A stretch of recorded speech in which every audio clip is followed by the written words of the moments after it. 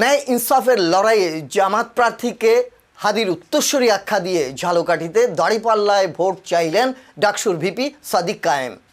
শুক্রবার ৫ ফেব্রুয়ারি নলছিটি সরকারি merchant school মাঠে ঝালকাঠি ২ আসনের জামাত প্রার্থী শেখ নিয়ামুল করিমের নির্বাচনী পথসভায় যোগ দিয়ে তিনি এ কথা বলেন। এ সময় ডাকসু ভিপি বলেন, শহীদ ওসমান হাদি সারা বিশ্বের যুবকদের প্রেরণার বাতিঘর। ফ্যাসিবাদী শক্তি হাদিকে হত্যা করে ভেবেছিল তার আদর্শ মুছে দিতে পারবে, কিন্তু হাদির আদর্শ এখন ছড়িয়ে পড়েছে পৃথিবী জুড়ে। সাদিক কায়েম বলেন, আধিপত্যবাদী শক্তি ও ভারতীয় তাবেদাররা আবার দেশবিরোধী চক্রান্ত শুরু করেছে। ১২ তারিখ ভোটের মাধ্যমে রুখে দিতে হবে তাদের।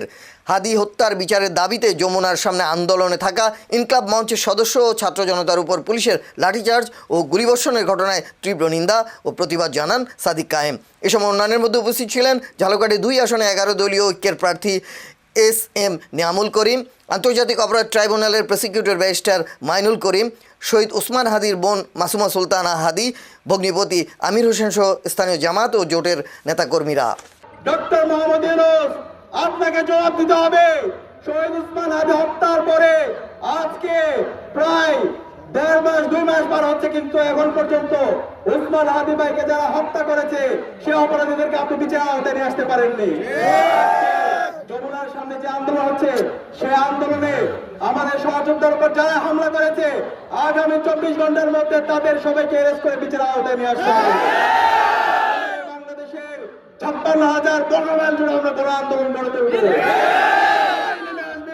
আবার শহীদ আবু সাইদ, শহীদ ওয়াসিম, শহীদ আল্লাহ রায়হানের উত্তরসূরিরা আবার রাজপথ দখল করবে। এই আধিপত্যবাদী শক্তি, এই ভারতীয় তাবেদাররা আবার ষড়যন্ত্র এবং চক্রান্ত করছে। আমাদেরকে সতর্ক থাকতে হবে। এই দিল্লির তাবেদারদেরকে, এই ভারতীয় আগ্রাসনের যারা দালাল আছে তাদেরকে এবার আমাদেরকে রুখে দিতে হবে। আমি হাত দেখতে চাই, আমার চন্দ্রের হাত দেখতে চাই। আপনারা কি পারবেন ইনশাআল্লাহ?